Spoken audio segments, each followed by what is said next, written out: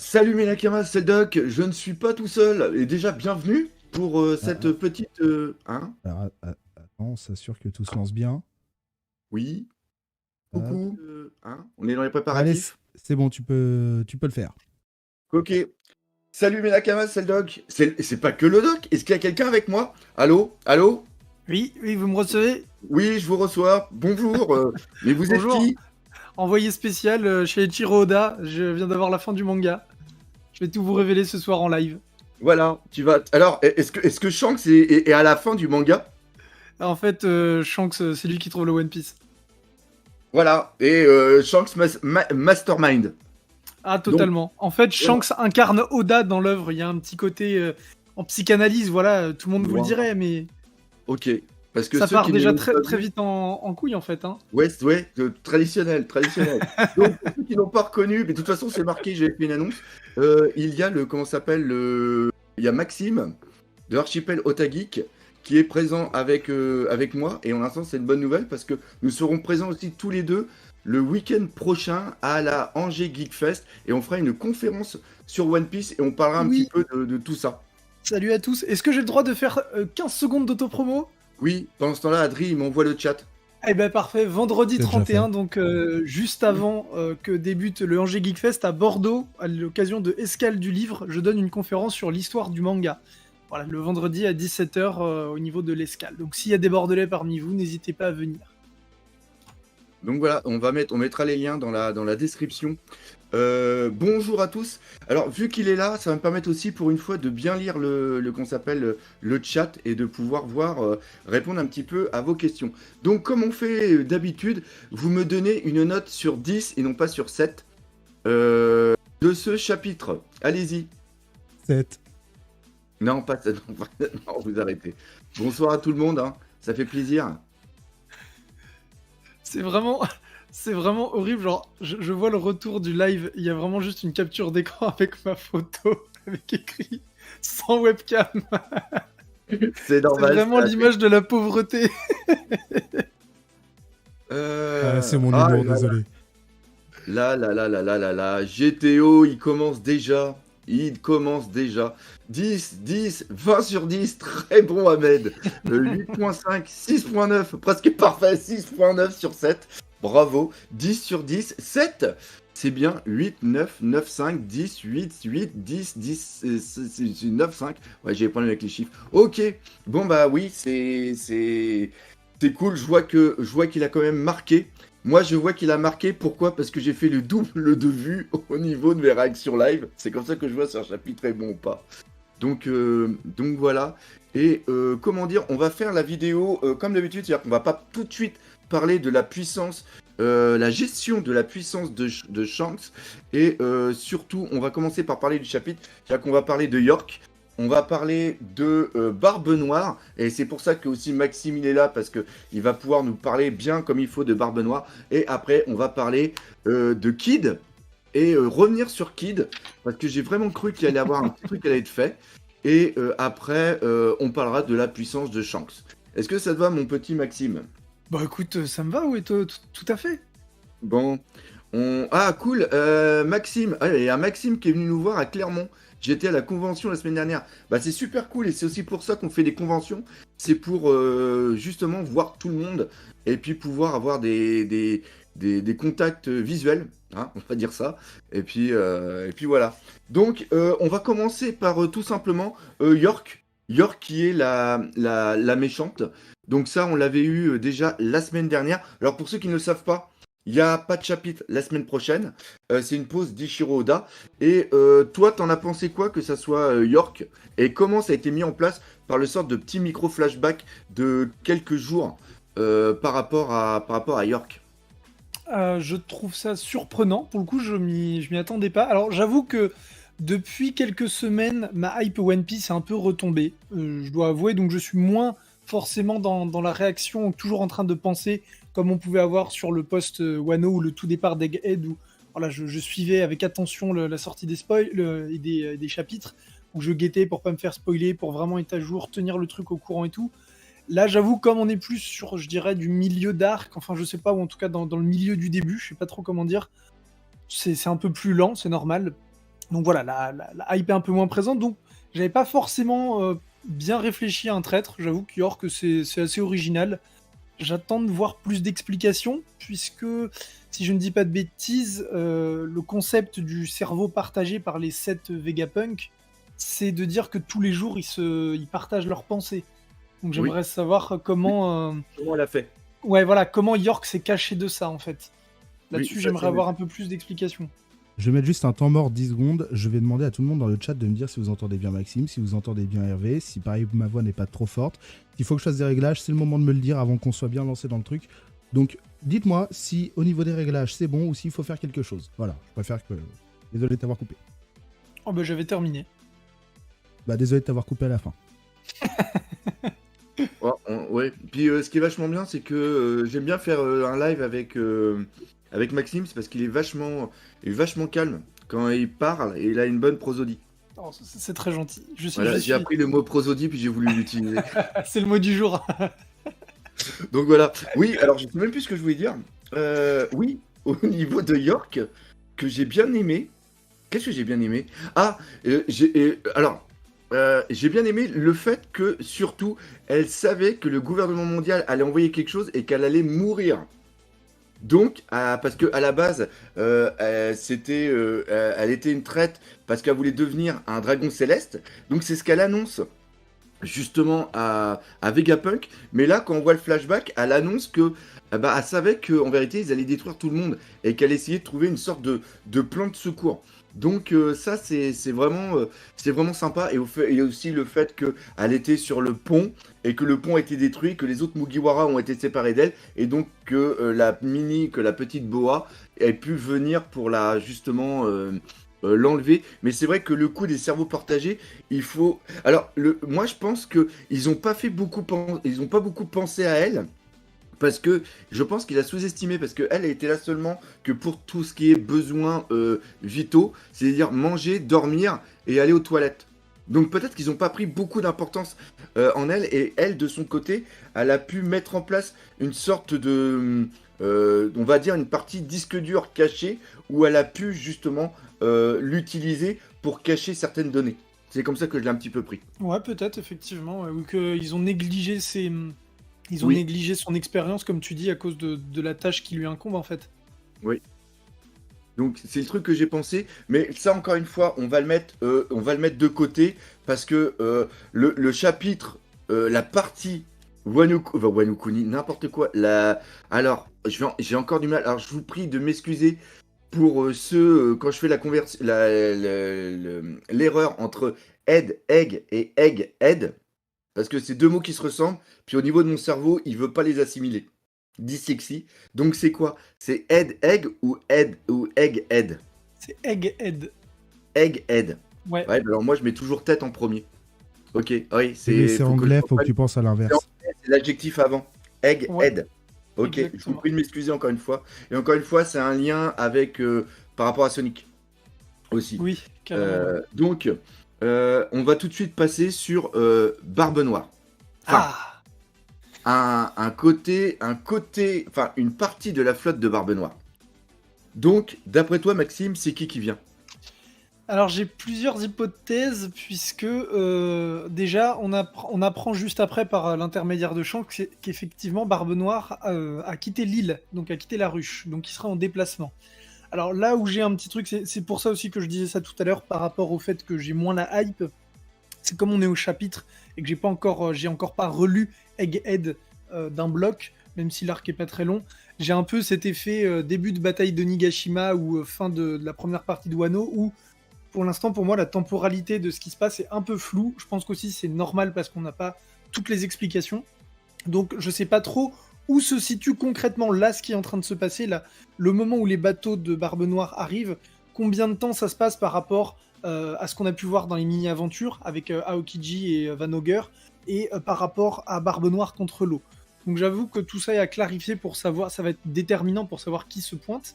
Il y a pas mal de membres de l'équipage de Barbe Noire qu'on n'a pas vu pour l'instant, notamment Shiryu, Lafitte, Sanjuan Wolf, qui sont... Et...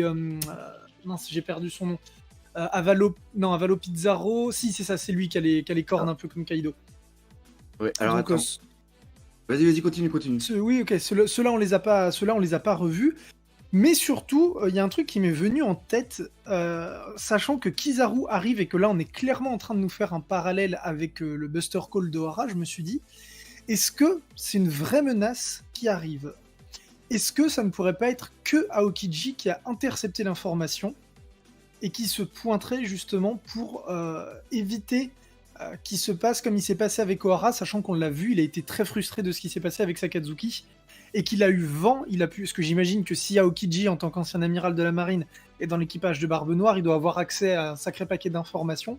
Est-ce qu'il n'aurait pas pris le risque, justement, de bouger pour intervenir à Egghead, sachant que pour moi, Aokiji, il va y avoir un match miroir au moins entre l'équipage de Barbe Noire et Luffy, est quasi sûr à la fin de l'histoire, Aokiji ne fera pas partie de ce match miroir pour moi, puisque c'est pas un vrai pirate de Barbe Noire.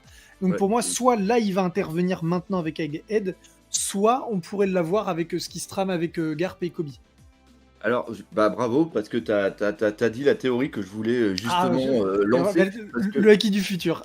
Voilà, exactement ça. Parce que j'en ai parlé, pour ceux qui ont vu ma réaction live, j'en ai parlé directement. Je suis, oh là là, faut que ça soit Aokiji qui vienne, parce que déjà, il peut y avoir une bonne information entre Kizaru et Aokiji. Je pense qu'il peut y avoir un bon dialogue qui peut se mettre en place. Et surtout, oui, le fait qu'on s'attend tous à ce que... C'est-à-dire que, encore une fois, quand tu fais une théorie, il faut se dire à quoi ça va servir d'amener Barbe Noire ici. Pourquoi Barbe Noire il est venu. Barbe Noire veut avoir les rois de Poneglyph et veut avoir des fruits du démon. La seule chose qui aurait pu faire venir Barbe Noire, c'est qu'ils prennent Vegapunk pour que Vegapunk crée des fruits du démon pour lui. Mais ça met en place obligatoirement toute une technologie qu'il a peut-être pas, Barbe Noire, au niveau de la ruche. Donc, quel est l'intérêt? Et il me semble qu'il n'y a pas eu d'information que, au niveau des journaux, que Luffy était sur Egghead. Si, parce qu'il y a eu la news de Morgan qui annonce que Luffy a capturé Vegapunk. Oui. Ah oui, autant pour moi. Et c'est pour ça que je dis, moi, la temporalité, pour l'instant, me paume un peu, pour l'instant, dans ce qui se passe. Parce que c'est compliqué, même là, dans le chapitre dernier, où on a eu un truc pour nous dire, il y a quelques mois, du coup, la flotte du gouvernement s'est mise en place avec Kizaru et tout, alors que là, ils arrivent juste... Enfin, moi, j'ai des problèmes, pour l'instant, pour me repérer dans la chronologie des événements, je t'avoue. C'est vrai, parce que Morgan, quand on le voit, il y a Vivi justement qui est avec justement Wapple, et quand on reprend en arrière, il y avait Wapple qui voulait donner une information justement à Morgan. Donc c'est pour ça qu'il se retrouve justement ici avec Morgan. Et c'est vrai qu'au niveau de la temporalité, on est un peu bizarre, parce que est-ce que les... Autant pour moi, parce que c'est... Normalement, dans mes souvenirs, il donne le titre du journal. Mais est-ce que le journal est paru? Eh ben voilà, c'est ça. Est-ce que, enfin, combien d'heures techniquement il y a? Est-ce qu'on est là depuis plusieurs jours? Le mouvement des Mugiwara et de ce qui s'est passé autour de l'île pourrait indiquer effectivement que les Mugiwara sont déjà là depuis plus d'1 jour. C'est un rythme, si je ne dis pas de bêtises, auquel le Oda nous a pas trop habitués, puisque généralement les arcs se passent finalement dans un temps très condensé. Parce qu'il y en a quand même quelques-uns qui le disent justement dans le live, qu'on ne sait pas si le journal... Et c'est ça qui est vachement, vachement bizarre. Parce que, et même à la rigueur, le journal est sorti et Barbe Noire, il a l'information. C'est-à-dire que l'information ne date pas de longtemps. Il ne peut pas téléporter sa flotte. Ouais. Parce que c'est quelqu'un d'autre qui a le pouvoir de téléportation, mais je pense pas qu'il est aussi grand pour pouvoir amener la flotte. Ouais, donc, de ce fait, j'ai pensé... Comme tu as dit, et ça fait un parallèle avec le Buster Call, parce qu'il y a encore un lien, parce que je trouve que il est au courant, obligatoirement, parce que pour moi, Aokiji est en lien avec les révolutionnaires, il est au courant avec Zoro, qui est toujours vivant. Oui, c'est vrai qu'il y a Zoro en plus, ouais. Voilà, c'est ça, et je pense qu'il y a toujours un lien avec Robin. Et je pense qu'il a eu l'information qu'ils étaient là-bas, et il est venu parce que il est toujours, il fait partie de cette flotte. Enfin, pour moi, il fait partie de cette version, de cette autre version de la marine avec Diaz Drake et aussi Kobe. Et je pense que il a eu les informations qu'il y a quelque chose, qu'il y a un Buster Call qui est en cours et qui va arriver pour justement mettre un autre coup dans la balance. Il y a plusieurs personnes qui disent aussi effectivement que ça pourrait venir de Caribou. Alors, Caribou, on ne sait pas encore, parce que Caribou, il a des liens avec qui? Il y en a qui disent qu'il y a des liens avec Barbe Noire. Ça Mais pourrait être Caribou, avec Barbe Noire, ouais. il est toujours dans le bateau du Sony. Parce qu'il était avec. Parce qu'au moment où ils partent sur le. Comment ça s'appelle? Qu'ils sont arrivés à Egghead, il y a Frankie. Enfin, il y a Brooke et Zoro qui sont restés sur le bateau, et il y avait encore. Comment il s'appelle? Caribou qui était dedans. Oui, parce que c'est là justement où on l'a revu, et après qu'on voit, il dit ouais, voilà, toutes ces informations Et pourraient être Caribou, utiles. il a pas les moyens de donner l'information. Ça dépend, je crois qu'on le voit avec un. Il pourrait avoir chopé un escargophone quelque part, surtout que s'il s'est baladé dans Egghead, est-ce que là, on sait au moins qu'il y a pas mal d'heures qui se sont écoulées depuis l'arrivée. Il a largement eu le temps de trouver un Dendenmushi pour appeler. Oui, mais on revient toujours sur le même truc, c'est que on n'est pas dans le Seigneur, on n'est pas dans le Seigneur des Anneaux. C'est-à-dire que pour traverser un continent, ou dans Game of Thrones, pour Ah traverser oui, un, au comment ça niveau du s'appelle, temps, oui, au effectivement. niveau du temps. Et c'est ça qui est très Oui, oui, important. effectivement, oui. Donc même s'il a pu choper un escargophone facilement, eh bien on ne sait pas, même s'il a transmis l'information, c'est-à-dire que le déplacement pour contrer la flotte du Buster Call, c'est quelque chose qui a mis longtemps à se faire. Donc à part les révolutionnaires qui eux sont au courant par rapport à Vegapunk qui a pu donner l'information qu'il y a quelque chose qui se trame, qu'il y a quelque chose qui se passe, je vois pas d'autre solution. Ouais, et peut-être qu'effectivement, il viendrait pas pour Luffy à la base, mais pour effectivement Vegapunk et les fruits du démon. Ça Oui. pourrait coller avec. Déjà, ça colle avec le fait que Barbe Noire s'intéresse aux fruits du démon, mais ça renforcerait ce qu'avait déclaré Oda en disant qu'effectivement, l'arc Egghead allait être vraiment celui où on allait découvrir le fonctionnement des fruits du démon en détail. Donc Oui. là, ça serait vraiment entre celui qui en crée les défauts et celui qui les chasse, effectivement. Et le fait, il y a peut-être Aokiji sur les bateaux, mais effectivement, ça veut pas dire qu'Aokiji est tout seul, hein. Donc Non, ça non. se trouve, peut-être qu'Aokiji, en voyant les Mugiwara, ce qui n'était pas prévu, va se dire bon bah voilà, là il est en train de se passer une dinguerie avec le Buster Call, le truc et tout.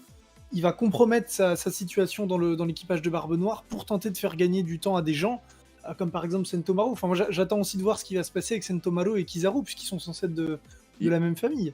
Et puis, il faut pas oublier non plus qu'il y a Garp avec des autres qui vont à la ruche. Oui. Oui, il y Mais- a Garp qui se balade. Comme vient de dire Rav Mosh Levi, il y a Bonnie, Kuma qui sont encore qui sont censés être importants. Oui. Il y a Dragon et Sabo aussi qu'il faut pas oublier. Non, parce que oui, il y a Kuma. Alors, Kuma, il est pas. Kuma, oui, il est sur. Il est en train de gravir Red Line pour aller à Marijois. Mais en gros, là, on a eu l'info par le Rocky. Comment il s'appelle? Rockstar. Rockstar Oui. a donné l'info à Shanks que, justement, Barbe Noire est partie de la ruche. Ouais. J'ai le Donc truc sous les yeux. c'est. Mais alors, ça voudrait dire quoi? Là, tu vois, c'est pareil. Il est parti de la ruche quand? Quand il Voilà. s'est déplacé pour aller attaquer l'eau. C'est Et quelque ça a chose l'air qui- d'être plus ancien. C'est quelque chose qui vient juste d'avoir, parce que du nouveau concernant Barbe Noire, non, on sait juste qu'il a quitté l'île des pirates étranges. Je pensais qu'il se rendrait au pays de Wa.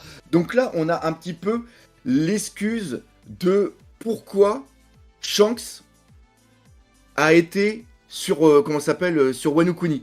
Parce qu'il pensait intercepter... Ouais, Barbe Noire. En gros, il a voulu faire un remake de Marineford. Ouais, C'est-à-dire totalement. bloquer une flotte avant qu'elle arrive à l'endroit. Pour protéger Luffy. Parce que dans ma tête, Shanks a encore... Parce que Shanks... Parce que on va passer sur le côté un petit peu, entre guillemets, mastermind. C'est-à-dire que Shanks est au courant que aller sur Raftel, pas à la bonne date, et pas avec la bonne, entre guillemets, clé, ne sert à rien. Donc le fait qu'il ait été à, comment ça s'appelle, à Wano Kuni, c'était pour, entre guillemets, protéger Luffy, parce que Luffy sortait du combat avec Kaido. Ouais, Et pour intercepter Barbe Noire, pour pas qu'il fasse de la merde. mais ouais. C'est assez compliqué de se repérer, je trouve, pour l'instant. C'est pour ça que c'est Très, très compliqué de dur. donner des hypothèses et des explications, parce que là, il y a beaucoup d'éléments qui sont en suspens et qui ne demandent qu'à se rejoindre. Donc c'est assez perturbant. Donc oui, il y a ces trucs, mais encore une fois, c'est du Ichiro Oda en c'est il nous met une case, un bateau et c'est tout. Et oui, c'est comme il a fait avec le combat, enfin, pas vraiment, mais comme il fait plus ou moins avec les combats là actuellement, où il ellipse pas mal aussi Ouais. Alors, sur ce c'est qu'il nous montre. moi, c'est pour ça que je ne pensais pas qu'on allait avoir le combat de Kid contre Shanks. Et oui, Parce que là, et oui. on va y parler tout de suite, là on a dit le truc. Je pensais que le combat allait être ellipsé. Je pensais aussi. Et en même temps, vu qu'il y avait Barbe Noire contre l'eau, je pensais qu'en nous le montrant, il nous en montrerait plus, pour le coup. Donc ce qui m'amène à pas mal... un des débats qu'on doit avoir ce soir par rapport à la puissance. Mais je pense qu'au-delà du débat de puissance, il y a un vrai débat d'écriture de ces personnages et des rivaux de Luffy, je trouve. Ouais. Notamment avec Kid. Ouais, c'est vrai que Jacques Delameuse, je vais éviter de dire le comment ça s'appelle, parce que c'est vrai que c'était un toc que j'avais depuis pas mal de temps. Alors, comment orienter déjà ce qu'on va parler au niveau de la puissance. Déjà, comme j'ai dit, je ne pensais pas je pensais que le combat allait être ellipsé. Et je pensais aussi qu'il y allait avoir une petite passe d'armes entre Kid et Shanks, parce que tel que ça nous est amené dans la narration qu'il y a eu juste avant Shanks, et Shiroda a mis en place, c'est-à-dire qu'ils ont dit attention, le Kid qui arrive n'est plus le même que celui qu'on avait eu il y a plusieurs mois, Exactement. voire peut-être même un an, parce que c'était pendant l'ellipse qu'il a perdu son bras. Donc, pour moi, je pensais que je ne pensais pas que Kid allait battre Shanks. Je pensais même pas qu'il allait rivaliser avec, mais je pensais que, comme dans tous les mangaka qui font les comment ça s'appelle et les comment ça s'appelle, très très très très beau. Comme ils ont l'habitude de d'écrire leur œuvre, et c'est souvent le défaut qu'on dit pourquoi le méchant n'y va pas à fond dès le départ. Pourquoi il joue à tester. Et je pensais que Shanks allait tester Kid parce qu'il avait un respect envers lui et lui dire vas-y, fais tes attaques, de toute façon, tu peux rien me faire, regarde, ça sert à rien. Donc laisse tes poneglyphes, va retourner, comme a fait Kaido, retourne jouer aux pirates et puis abandonne. Tu sers absolument à rien. Moi, c'est comme ça que je Totalement. le voyais. Ouais, Et ben toi? moi je suis un peu perplexe par rapport à ce one shot parce que ça soulève pas mal de questions. Alors les plus évidentes, c'est qui est plus fort que qui, évidemment. Tout de suite, il y a ce débat de ça veut dire que Shanks goom Big Mom et Kaido, ça veut dire que Big Mom est une grosse fraude, que Law et Kid ne méritaient pas de battre Big Mom ou enfin il y a tout de suite tous ces débats-là. Je pense que ça n'a rien à voir, puisque Big Mom et Kaido étaient de véritables antagonistes dans l'histoire. Il y a eu un build-up. Kaido et Law se sont fait chier dessus à plusieurs reprises, tout comme Luffy d'ailleurs. Hein. Ils se Oui, sont revenus. Et il on y avait un reviendra. truc de on est dos au mur, c'est une bataille. On doit donner tout ce qu'on a, comme Luffy d'ailleurs. Hein. Ce que je dis là pour le coup s'applique à Luffy. Luffy, c'est comme son combat à l'époque contre Rob Lucci par exemple. Pour moi, Luffy, après avoir gagné, n'est pas strictement plus fort que Kaido, tout comme il n'était pas strictement plus fort que Lucci. C'est des conditions qui ont été réunies qui, à ce moment-là, ont fait que Luffy a pu trouver en lui une force qui lui a permis de vaincre à cette condition. C'est d'ailleurs pour ça que Luffy a l'air de galérer autant face au nouveau pacifista, au Séraphin. Certes, Luffy est considéré comme un empereur, certes, il a battu Kaido, mais Luffy, c'est pas juste un pirate Ouais. plus puissant que Kaido. Il n'est pas encore accompli. T'es en train de partir trop loin dans le truc. Si je voulais qu'on en parle juste après, je voulais savoir Ah, comment pardon. tu voyais toi comment tu voyais le combat entre Shanks et Kid. Alors, le combat entre Shanks et Kid, pour moi, je pensais effectivement qu'il y aurait une passe d'armes, un peu comme il y a eu avec Law et Barbe Noire pour faire un peu briller Ouais, Kid. très bon. Vas-y, continue. Après, au final, je sais plus si c'est dans One Piece qu'il y avait eu ça, qu'un personnage avait dit ça, ou si c'est dans un autre shonen. J'avoue que j'arrive pas à me retenir la citation, mais un personnage qui avait dit quand deux adversaires très forts ont à peu près le même niveau, le combat est généralement très court. puisque en fait, à partir du moment où un va réussir à trouver la faille, bah, comme leur puissance équivaut, celui qui arrive à porter un premier coup, généralement, ça va être décisif, Oui. et c'est ce qui fait que l'avantage va être pris directement. Alors, je dis pas ça pour dire que Kid est du niveau de Shanks, mais je pense que le gap, il n'y a pas un énorme gap, dans le sens où le fait que Kid soit one-shot donne l'impression qu'il s'est fait rouler dessus. Mais encore une fois, c'est pour ça que je partais aussi loin avec Luffy tout à l'heure, c'est pour dire que là, Kid n'est pas du tout dans le même état d'esprit qu'à Wano, où on joue sa vie absolument, où on est face, faut prouver quelque chose. Là, le Kid, il est en confiance, il a gagné, il se retrouve face à des guignols devant lui, et il n'est pas censé avoir Shanks devant lui. Shanks déboule de nulle part d'un coup, il le prend par surprise. Et s'il fait ça, c'est parce qu'il a vu le danger que représentait Kid. Et que s'il l'avait laissé commencer à attaquer, la situation aurait pu devenir dangereuse. Merci. Eh putain, ça fait. Je sais même pas pourquoi je t'invite. Tu penses comme moi. Non, mais c'est vraiment très bon parce que c'est exactement ce qui s'est passé. Oui, moi, je sais pourquoi tu l'invites. C'est parce qu'il pense comme toi, mais il le dit mieux que toi, en fait. Wow, merci, c'est excellent. Allez, je te laisse ma chaîne. Allez, Maxime Junior, Maxime le Doc Junior. Voilà. Non, ce qui s'est passé, et ce qui est vraiment très très bon, c'est que, alors, déjà, j'ai vu une petite phrase qui me fait plaisir, c'était Jacques Delameuse, encore une fois, c'était un combat de manchots, c'était excellent, j'aime bien la ref. Alors, ce qui s'est passé, c'est que je trouve que c'est vraiment. Il a très très bien joué sur le caractère des personnages. C'est-à-dire que souvent, quand on a un combat, on dit oui, mais c'est pas logique, c'est pas dans le cadre qui a été mis en avant au niveau de la construction du personnage, le caractère qu'il a. Et ce qui se passe, c'est qu'on a deux choses. On a d'un côté Kid, qui est un fou, et ils ont tous les deux, avec Shanks, ils font pas de la demi-mesure. Ils font l'attaque à fond dès le départ. C'est-à-dire que l'équipage de Shanks n'est pas un équipage d'empereur. C'est-à-dire que les gens qu'il a, et ça a été dit, les gens qu'il a dans sa flotte, c'est pour les protéger.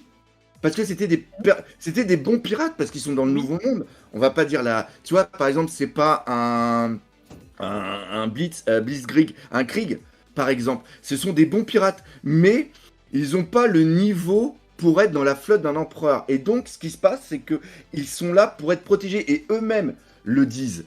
Et Kid, ce qui se passe, c'est que je pense que c'est pas des personnages de la flotte qui l'avaient laté la première fois, mais c'est bien l'un des membres de l'équipage. On parle bien sûr de Ben Beckman.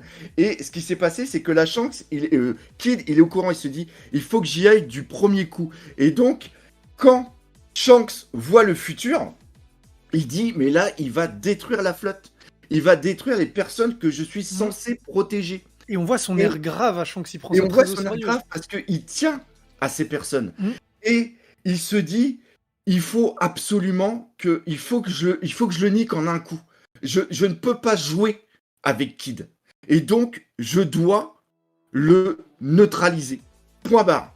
Et c'est pour ça qu'il y va peut-être avec l'une de ses plus puissantes attaques. Et c'est une marque de respect envers lui. Exactement. Et si Kid et Killer ne font pas le poids parce qu'ils n'ont pas le niveau d'un empereur comme Shanks, c'est parce que Shanks n'a pas fait comme tous les méchants, comme Crocodile à un moment, comme Ener. Non, c'est pas un chat, Shanks. C'est un mec raisonné qui voit sur le long terme, il se dit j'ai pas le temps et je tiens à ces personnes. Donc, c'est pas un golem en fait. Hein? C'est pas un gros bourrin. Non. Kaido et Big Mom, c'est leur kiff, ils pensent être les plus puissants, ils se laissent attaquer, ils prennent plein d'attaques. C'est en partie ce qui les a fait perdre parce qu'ils ont trop forcé là-dessus. Vas-y. Et parce que si on prend le combat Luffy-Kaido, enfin je veux dire, Kaido a quand même battu Luffy 3 fois. Mais ce qui est surtout intéressant, c'est de voir que Kaido aussi, quand il se mettait à faire comme a fait Shanks là, il avait complètement one-shot Luffy au début de Wano. Et il l'a dit, je sais plus qui avait dit ça, je crois que c'est Kaido. Non, c'est Doflamingo. Qui c'est qui avait dit ça? Il a dit, je ne vais pas faire l'erreur que les autres ont fait, je ne vais pas sous-estimer. Je sais plus qui dit ça. Je sais plus si c'est Doflamingo, il me semble, ouais. Ou si c'est Kaido. Je crois que c'est Doflamingo qui avait dit ça, en parlant de Crocodile, en disant, je ne vais pas faire comme les autres, je ne vais pas sous-estimer Luffy. Par exemple. Et donc, dès le départ, il a été franco. Et Kaido et Big Mom, elle, le gros défaut de Big Mom, c'est qu'elle sous-estime. Et elle surestime sa force. Oui. Et encore une fois, là, c'est ce que j'ai lu dans les commentaires. En vérité, Kid et Law n'ont pas battu Big Mom. Ils ont fait tomber Big Mom. Ils ont réussi à la vaincre. C'est un Parce peu, qu'elle est c'est un tombée peu dans un trou, il y avait des particulier bombes. en fait. C'est ça. C'est-à-dire qu'elle serait tombée elle serait pas tombée dans le trou, elle serait tombée sur Onigashima, sur Wano Kuni. Après, avec le nuage, ta-na-na-na-na, elle serait revenue pour leur latter la bouche. Ouais, en fait, ils ont été malins. Ils se sont servis de leur propre force pour vaincre Big Mom. Ça a beau être un tank monstrueux, c'est un sac à PV. Bah, elle a été trop con pour éviter un piège aussi bête. Elle est tombée dedans et ça l'a tué, potentiellement. Et en Voilà. fait, c'est ça la vraie différence. Alors, même si je trouve effectivement qu'il y a un vrai problème sur l'écriture de Kid et Law dans leur représentation, notamment sur Kid, puisque Law, il y a le côté, bon, il a été avec les Mugiwara pendant près de 10 ans, il a brillé à Dressrosa, il a eu son flashback, donc scénaristiquement, il a un vrai truc, et Law a jamais été montré comme un pur combattant, c'est un stratège plus Law. Donc, je trouve que le fait qu'il n'ait pas le haki des rois recouvert, qu'il n'ait pas des trucs aussi pétés en termes de haki, c'est pas forcément dérangeant, parce que je trouve à l'instar de Big Mom qui exploite à fond son fruit, Law c'est pareil, et sa force vient vraiment de là. Pour Kid, je trouve ça plus dérangeant parce que même s'il exploite à fond son fruit, on le voit bien effectivement face à Shanks, on se dit mais attendez, là on a quand même un pirate à 3 milliards, même si ça représente pas que la force évidemment les prix, mais là 3 milliards quand même c'est pas rien. Et le mec n'a fait montre d'aucun acquis supérieur. Et effectivement je trouve que c'est compliqué, j'ai beau me dire voilà, j'ai beau être persuadé de voilà Shanks la one shot parce qu'il a pris Kid au sérieux et que il la one shot pas parce que il est 1000 fois plus puissant que lui mais parce qu'il l'a pris par surprise pour pas lui laisser le temps de faire des dégâts. Exactement ça. Très Je bien. trouve qu'effectivement dans la position de rival qu'a Kid par rapport à Luffy, surtout que là Kid est vraiment un combattant physique aussi, il n'y a pas de haki. On apprend dans un vivre card, il me semble qu'il possède le haki des rois, mais on l'a jamais vu s'en servir véritablement. Qui Le ça haki de l'armement, on Kid. le voit jamais trop s'en servir. Kid a le haki d'Arwa parce que c'est Kaido qui le dit quand il one-shot Luffy, il lui dit encore un qui a le haki d'Arwa. Voilà, et donc autant Law avec son pouvoir, qui a vraiment un pouvoir bien particulier, enfin, on l'a vu, il est capable d'attaquer de l'intérieur, c'est dévastateur pour n'importe quel adversaire. C'est un pouvoir qui était capable d'infliger des dégâts à Big Mom et qui aurait été, je pense, capable d'en faire à Kaido. Kid, c'est du bourrinage, et en fait, il a pas de haki particulier, et même quand je me dis, bah, si on le compare par rapport à tout ce qu'on a pu voir dans le combat Luffy-Katakuri, par exemple, qui est dépassé maintenant que Luffy a clairement battu Kaido, qui était beaucoup plus fort, bah, je me dis, c'est bizarre, même si je suis pas un fan des débats de puissance stérile, effectivement, je trouve que pour Kid, il y a un vrai truc, il y a un vrai questionnement par rapport à sa cohérence dans l'univers, de dire, mais j'ai l'impression qu'Oda n'a pas été capable de le faire progresser suffisamment pour qu'il ait concrètement ce rôle de rival. C'est pareil pour Killer, je veux dire, qui objectivement se dit que Killer et Zoro sont un peu pas du même niveau de puissance, mais je veux dire, sont censés représenter le même truc par rapport à leur capitaine. Alors oui, en termes de soutien, de lien, ils ont le même truc, mais je veux dire, Killer, déjà on connaît pas sa prime, son adversaire ça a été Hawkins, et pourtant je suis complètement fan du combat à Wano. Mais je veux dire, quand on voit que Zoro débloque le haki des rois et qu'il triomphe d'un king, enfin, je veux dire, le duo Kid-Killer, c'est risible par rapport au duo Luffy-Zoro. Le problème de Killer, c'est qu'il n'avait pas l'équipage pour aller avec lui, à part le Kid, il n'avait pas l'équipage pour aller avec lui. Parce qu'à part Exactement. Killer, on n'a rien vu d'autre. C'est exactement comme l'eau. L'eau, à part les autres, on ne voit pas grand-chose, même s'il y a eu quelques trucs quand il y a eu le combat contre Barbe Noire. Et oui, malheureusement, ils n'ont été là que pour, je vais dire, amuser la galerie, apporter un petit peu de peps au niveau, apporter de l'étonnement au niveau de Wano Kuni. Mais encore une fois, parce que ça me fait chier de voir Kid avait quand même une putain de puissance. C'est ça qui est important, c'est-à-dire que Kid, quand il prépare son attaque, il veut détruire la flotte. Il sait que Shanks est au loin sur l'île. Et ce qui se passe, c'est que c'est la téléportation qui est quand même une technique de dingue quand même. C'est pas n'importe quel saut qu'il fait. Il fait quand même presque une téléportation, Shanks, pour arriver de l'île sur le bateau de Kid. Ah oui, le Kid se fait complètement outspeed, et Shanks a clairement l'air d'être un des personnages les plus rapides de l'univers. Voilà, et Shanks, pardon, je sais plus si j'ai dit Kid ou Shanks. Ouais, et on sait pas comment ça va être mis dans l'anime, mais c'est la fraction de seconde. C'est-à-dire que Shanks arrive avec déjà l'attaque en préparation. Kid voit Shanks arriver. il n'a pas le temps de changer son attaque. C'est-à-dire qu'il a préparé un canon. C'est dans les, comment ça s'appelle, dans tout ce qui a été mis en amont précédemment, dans les derniers chapitres qu'on a vu au niveau de Wano Kuni, il y a toujours une préparation des attaques de Kid. Et donc là, Kid se trouve pris au dépourvu. Il ne peut même pas bloquer avec un haki de l'armement l'attaque de Shanks. Il est pris au dépourvu Clairement. et Shanks ne lui laisse pas une fraction de seconde. C'est-à-dire que là, il le one-shot parce qu'en face, tu sais, on n'est pas dans des combats comme on voit souvent où ils sont sur un terrain, ils se jaugent un petit peu et il va y avoir l'attaque. Là, Kid est littéralement pris au dépourvu. Ne me faites pas dire ce que je n'ai pas dit. Je n'ai pas dit que Kid avait le niveau de Shanks. Il ne peut pas. Mais il a quand même un putain de niveau. Ce n'est pas une merde. Et je trouve ça dommage, effectivement, qu'il n'ait pas été... Parce que même Law, qui n'est pas pourtant un très gros utilisateur de haki, on l'a vu se servir du haki pour contrer le pouvoir de je sais plus quel lieutenant de Barbe Noire, justement. C'est de Doc Q qui lui inflige la maladie. Qui arrivait à lui... oui, il lui change voilà. même les gènes. Et voilà, et Law lui dit, bah voilà, grâce à mon combat, j'ai pu apprendre que le haki était capable de faire ça. C'est une maîtrise qui est avancée. Kid, Oui. je demande pas forcément à ce que Kid ait le haki des rois enrobé comme Luffy, mais je trouve que le power-up de Kid et ce qui ressort de Wano, du coup, vu comment son combat a été mis en scène et vu comment, là, avec Shanks, ce qui s'est passé, contrairement à Law et Barbe Noire, bah, je trouve que Kid, on a vraiment l'impression que le mec, ça donne l'impression qu'il a un niveau pré-Wano, et que du coup, il a pas du tout sa place pour être là, et c'est ça qui me frustre, c'est que, Non. au-delà de la puissance, qu'il en ressort, c'est que Oda voulait faire des rivaux supplémentaires depuis Shabondi avec Kid, Law et tout le bazar. À la base, en plus, c'est Kid qui devait être plus développé, Law devait pas spécialement être développé. Au final, il y a eu Dressrosa, Doflamingo et tout ça. Mais Kid, au final, on a l'impression qu'il s'est retrouvé à Wano en mode ouais, c'est le trio de tête des supernovas, donc faut le faire briller. Il a réussi à le faire briller, mais sans vraiment lui donner sans vraiment le réussir à faire ressentir le truc qu'on a pu avoir avec, alors clairement Luffy, parce que Luffy a eu Mass Power Up, mais même Law qui a réussi à montrer pourquoi il était là. Et là, Kid, on a l'impression que bah ouais, du coup, il est bazardé ici contre Shanks parce que Oda, c'est pas quoi en faire en fait. Non, Alors, je pense pas. Je pense donc, que... je vois pas ça comme vous, si je puis me permettre. Moi, je vois plutôt ça comme la sainte trinité qu'on peut retrouver dans les RPG, mais vu différemment autour du haki. C'est-à-dire qu'il y en a un qui maîtrise beaucoup le haki, c'est Luffy.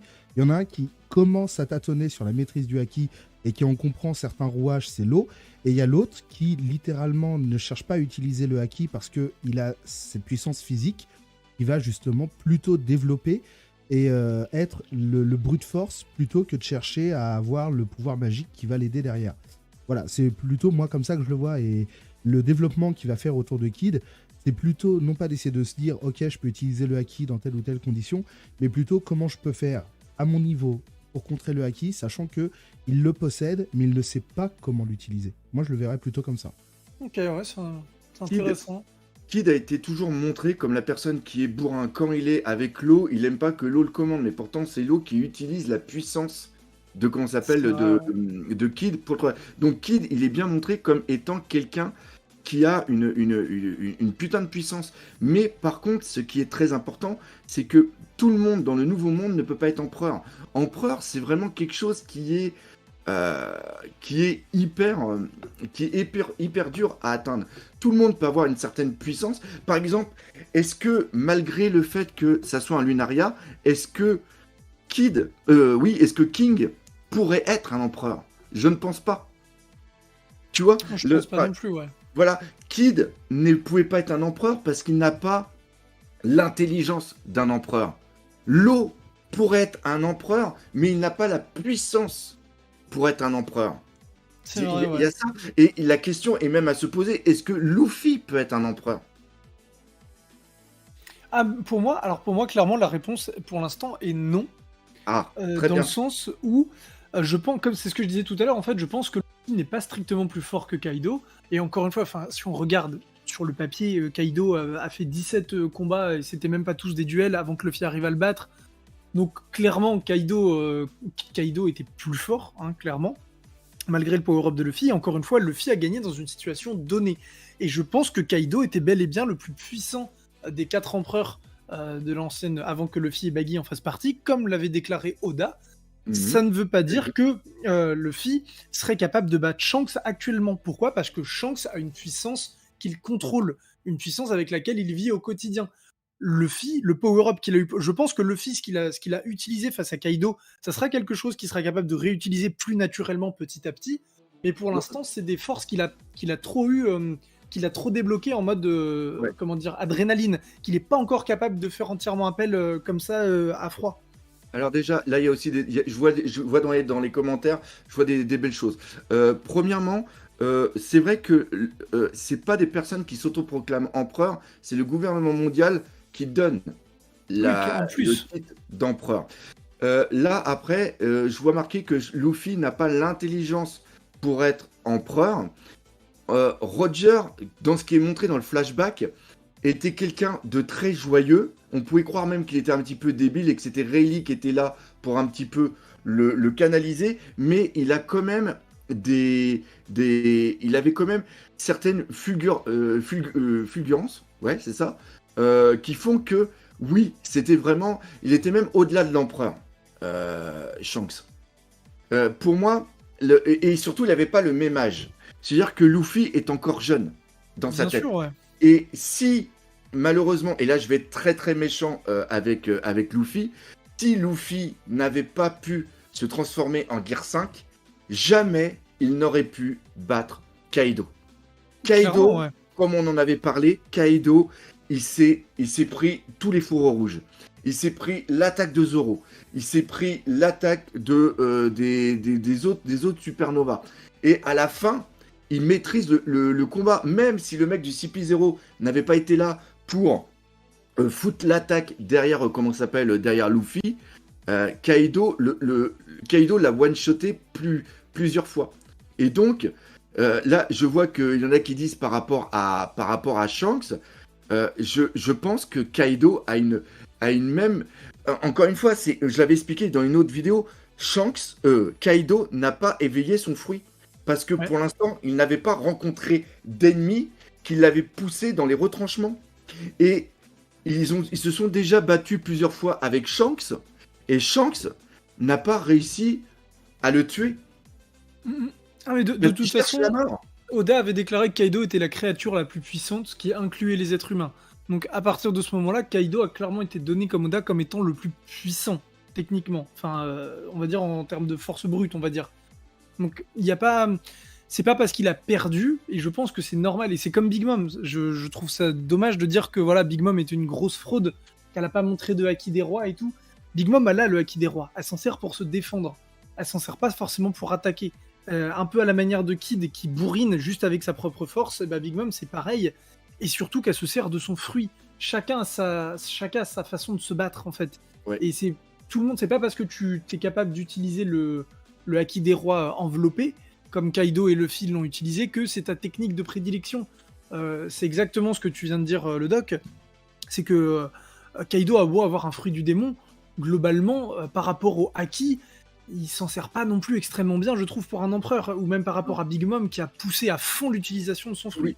Parce que lui, il utilise que la force brute. Et là, Exactement, il s'en sert juste pour se doper et bourriner encore voilà, plus. et faire les attaques. Là, je vois quelqu'un qui a marqué en disant Oden a failli. Il n'a pas failli tuer Kaido. Kaido explique que quand Oden est revenu, et c'était un monstre, Oden. Et il a dit, tu étais plus puissant que moi. Peut-être pas au point de me tuer, il a jamais dit qu'il aurait pu le tuer parce qu'il a une sorte d'invulnérabilité, mais t'aurais pu me battre et j'aurais dû quitter Wano Kuni. C'est ça qu'il dit. Sauf Ouais. que au moment où il est dans le bouillon et tout ça, Kaido sait que Oden n'a plus la puissance pour pouvoir le battre. Et ça, il le dit. Il lui dit bien, il y a 2 ans, t'aurais pu faire quelque chose. Mais là, tu peux plus. Mais il a quand même un immense respect envers lui. Donc c'est ça. Et comment ça s'appelle, le Kaido, Kaido aussi c'est pour ça qu'il a toujours cherché à battre Barbe Blanche. Parce que pour lui, c'était Barbe Blanche qui avait les moyens de pouvoir, comment ça s'appelle, qui était un égal. Parce qu'il lui dit, il était même déçu, il dit, ça y est, tu as enfin trouvé la mort, tu as enfin trouvé ce que moi je cherche depuis longtemps. Et je trouve que Shanks, on a tendance Et là, je vais me faire descendre. On a toujours tendance à le surestimer. Comme Un Zoro. ce qu'on a eu là, oui, et comme Zoro, ce qu'on a eu là, Shanks. Et j'avoue, hein, quand j'ai fait Action Live, j'étais complètement hypé. En vérité, c'est tout le ressenti que les gens n'ont pas eu dans Raid qu'ils l'ont trouvé là. C'est-à-dire que les gens s'attendaient dans Raid à avoir un Shanks tel qu'on l'a eu là. Et là, ils disent, ouais, regardez, là, le Shanks, c'est... Parce que moi, d'avoir lu partout, sur Twitter, d'avoir lu partout que Shanks, il one-shot Kaido, mais c'est rien comprendre à l'œuvre.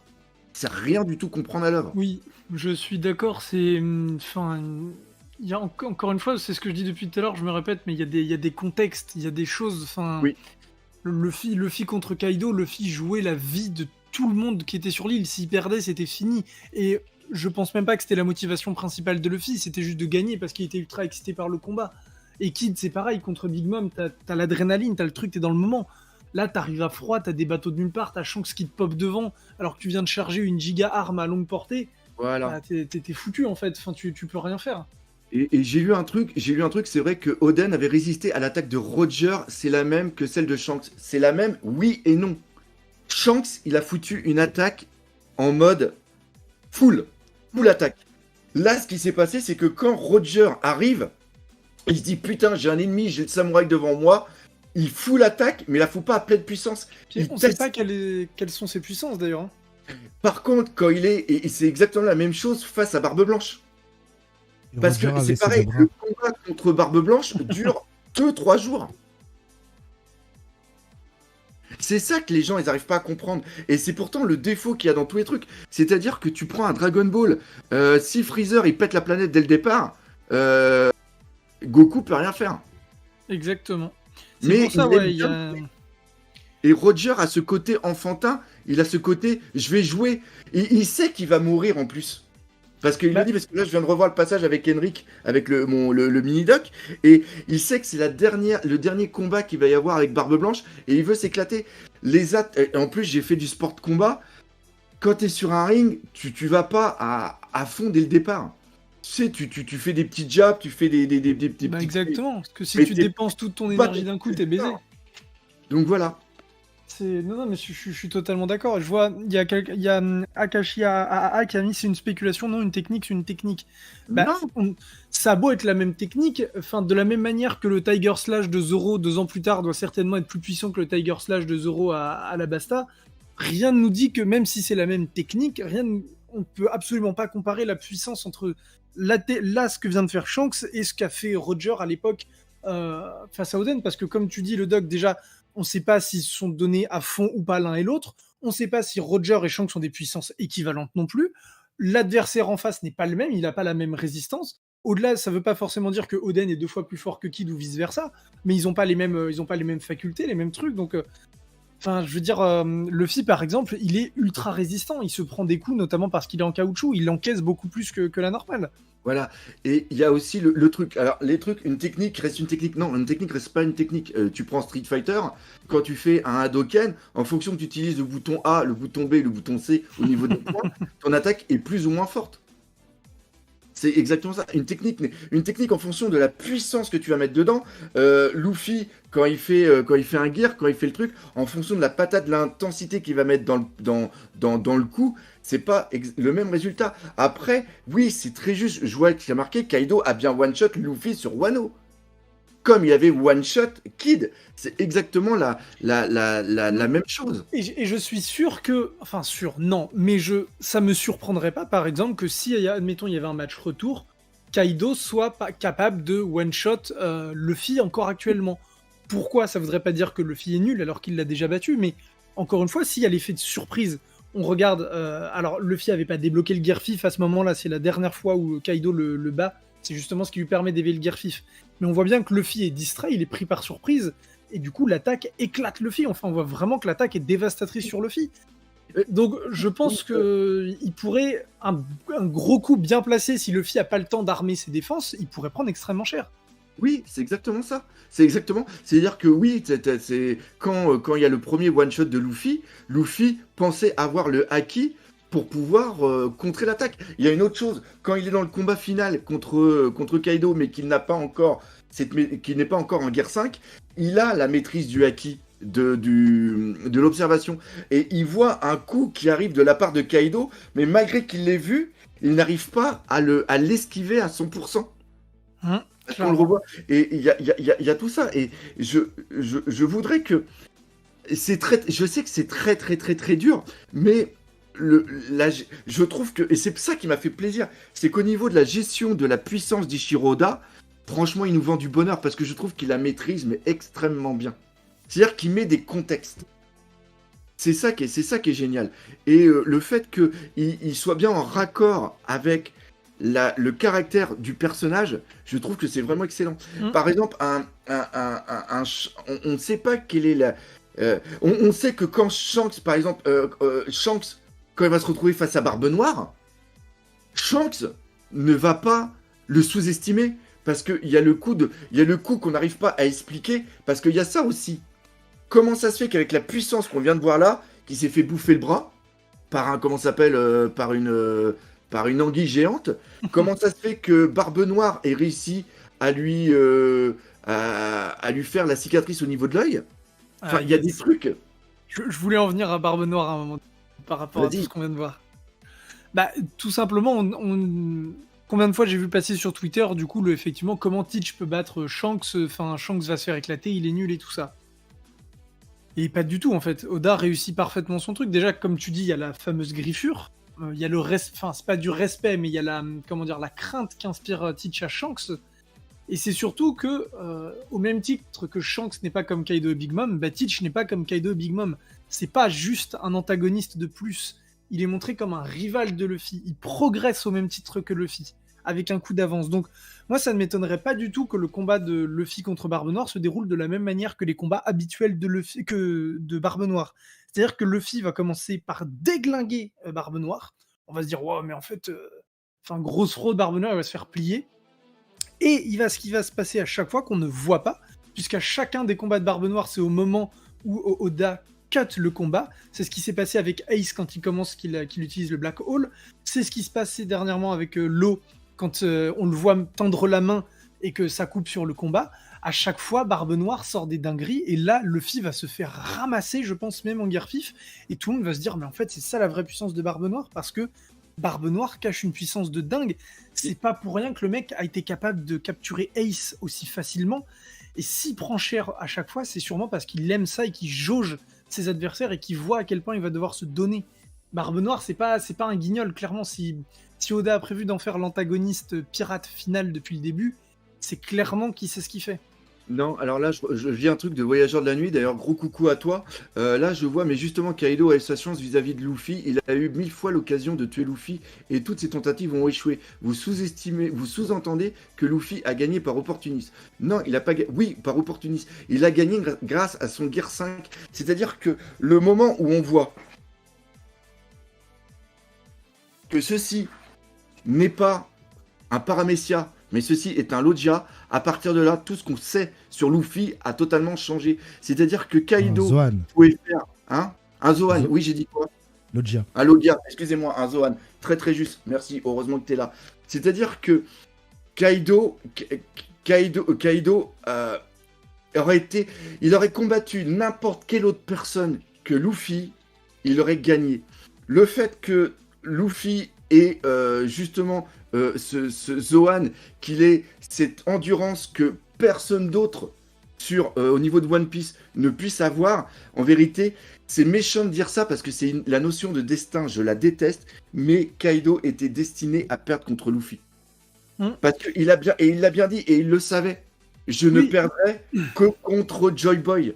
Exactement. Et c'est pour ça qu'il dit qu'il va gagner contre Luffy au départ. Parce qu'il dit la seule personne qui va me battre, c'est Joy Boy. Par rapport à ce que lui a dit justement King. Et c'est ça qui est dingue. Est-ce qu'il n'a pas accepté sa fatalité par conséquent? C'est-à-dire qu'au début, il avait l'avantage, et quand la version Gear 5 Joy Boy est arrivée, il a dit « Merde, c'est fini pour moi ». Il s'est dit ça intérieurement et il s'est laissé vaincre. Non, parce que en un sens, là, on part sur de la symbolique, c'est-à-dire qu'il savait qu'en face de lui, il avait sa destinée et qu'il allait enfin pouvoir mourir. Même si je pense qu'il n'est pas mort. Kaido a pas, je pense pas qu'il se soit résigné, au contraire, il aime trop le combat. Mais Luffy a pas gagné par opportunisme, il a juste gagné avec de l'aide, comme il le fait à chaque fois. Et Voilà. regardez, contre Doflamingo, il a été aidé pendant 10 minutes, les gens ont retenu Doflamingo. Mais même avant ça, enfin, je veux dire, là, il a été aidé par Yamato qui a retenu Kaido le temps qu'il puisse se remettre sur pied. Il a été aidé face à Rob Lucci ou contre Rob Lucci, il avait perdu aussi. C'est le discours de Usopp qui le remotive et qui lui permet de trouver une force qu'il est capable de trouver qu'à ce moment-là. Et que si, juste après, tu remets un match retour entre Lucci et Luffy, bah, Lucci aurait sûrement gagné, puisque Luffy n'aurait pas eu la même motivation à gagner. C'est ça, en fait, qui est intéressant dans One Piece. Et c'est pour ça que la perception de la puissance est toujours biaisée, je trouve. C'est qu'on l'observe, quasiment exclusivement du point de vue des héros. Mais évidemment que les héros gagnent. C'est les héros. Oui, il a le cheat de l'auteur. C'est-à-dire qu'il est obligé de Exactement. gagner. Il y a Mais- toujours le truc qui fait qu'ils vont gagner. Et désolé, je renchaîne, mais Vas-y. je voulais juste dire, ça me surprendrait pas, et je trouverais ça vraiment chouette d'ailleurs, que Luffy perde à Egghead. Alors pas forcément dans un combat, forcément dans un duel comme on a pu avoir avec Kaido, ou les combats traditionnels, mais j'aimerais bien qu'à la fin de Egghead, Luffy perde, par exemple, qu'il soit pas capable de sauver Vegapunk, qu'il soit obligé de se barrer sans avoir protégé machin ou truc parce qu'il y a toute la marine qui arrive.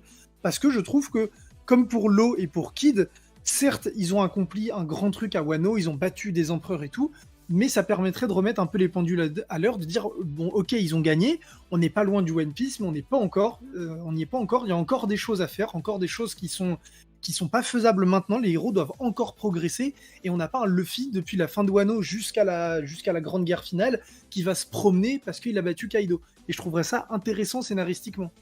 Je pense Tu veux que moi. Vas-y. Tu veux dire perdre de façon morale plus que physique.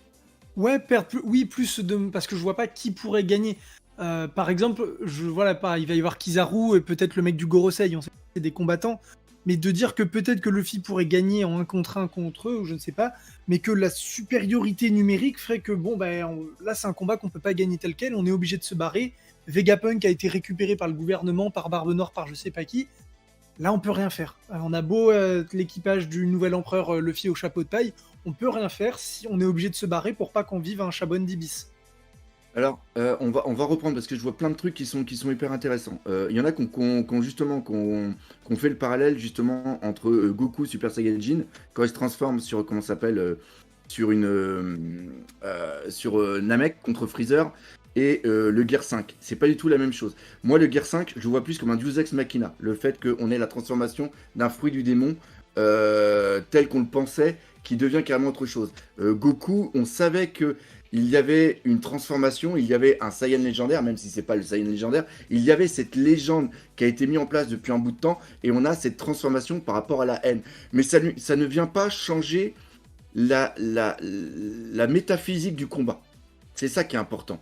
Là, au niveau du fruit du démon, pour moi, c'est un Deus Ex Machina, parce que Deus Ex Machina, c'est au niveau, pour ceux qui ne savent pas, c'est au niveau du théâtre grec, où c'était une intervention divine qui venait changer la destinée du héros. Là, c'est vraiment grossier. Et là, c'est ce qui se passe en un sens, parce que c'est le dieu Joy Boy qui vient prendre la place de Luffy, qui vient éveiller et qui intervient dans le combat. Et toute la métaphysique du combat change, parce que quelle que soit la puissance de Kaido, celle-ci est dérisoire par rapport au fait que Luffy, enfin Joy Boy, parce qu'on ne sait même plus si c'est Luffy, c'est carrément Joy Boy, qui vient carrément tout changer, et Kaido aurait pu faire n'importe quoi, jamais il n'aurait pu le battre. C'est vraiment ça pour moi qui est important. Et la transformation s'est faite sans la conscience de Luffy. C'est-à-dire que Luffy devient inconscient, et bam, le fruit du démon prend le pas sur la personne qu'il est censé posséder. Mais Luffy a été capable de le supporter parce que, comme l'explique Kaido, son mental, enfin son physique avait rejoint son mental. Oui. Ce qui lui a permis de rester. Et c'est d'ailleurs pour ça que Luffy dit, quand Kaido lui dit qui tu es, il dit je suis Luffy, celui qui donnera le roi des pirates. Il confirme qu'il n'est pas possédé par son fruit et que c'est toujours Luffy. Et vas-y. Je voudrais juste reprendre sur ce que dit Lil Mugi, qui dit pareil que Naruto alors. Bah, j'ai envie de te dire pareil que beaucoup pas de seinen, mais de shonen, puisque là je suis en train de relire Les Chevaliers du Zodiaque, et encore une fois, c'est la volonté et la force qui prennent le pas sur la puissance d'un dieu dedans. Donc en fait, à chaque fois, on a cette boucle qui intervient au sein d'un shonen et qui est, je vais pas dire inévitable, mais qui est récurrente. Plutôt. Et après, c'est différent parce qu'après, moi, je pars parce on a eu cette discussion avec une autre personne au sujet en gros, Luffy comment dire, n'est pas l'élu. Moi, je pense que c'est le fruit qu'a trouvé la personne. Il a trouvé Luffy comme étant le plus digne de recevoir ses pouvoirs. Il n'était pas destiné à avoir ses pouvoirs. C'est-à-dire que Luffy n'est pas né dans le but de manger ça. C'est lui qui l'a trouvé, il s'est dit, ah bah tiens, lui, c'est le dit, c'est un dit qui peut être vraiment sympa et on peut faire un bout de chemin ensemble et voir si ça va aller jusqu'au bout pour avoir la chose. Encore une fois, on est vraiment dans... Après, encore une fois, c'est un autre traitement. Il y a un truc que je veux dire tout de suite avant de le perdre. Je pense que ici, on a vu la faiblesse de Shanks. C'est-à-dire que moi, je suis persuadé que Shanks va mourir contre Barbe Noire. Et comme on a dit, Barbe Noire, il est hyper intelligent. Barbe Noire va se faire totalement avoir. Enfin, au niveau puissance, il va se faire surclasser par, comment il s'appelle par Shanks. Sauf qu'à un moment, l'un des membres de l'équipage de Barbe Noire va avoir entre ses mains la vie d'une personne qui est vraiment chère à Shanks. Et Shanks n'aura d'autre choix que de se laisser tuer par Barbe Noire, ou sinon c'est l'autre personne qui va mourir.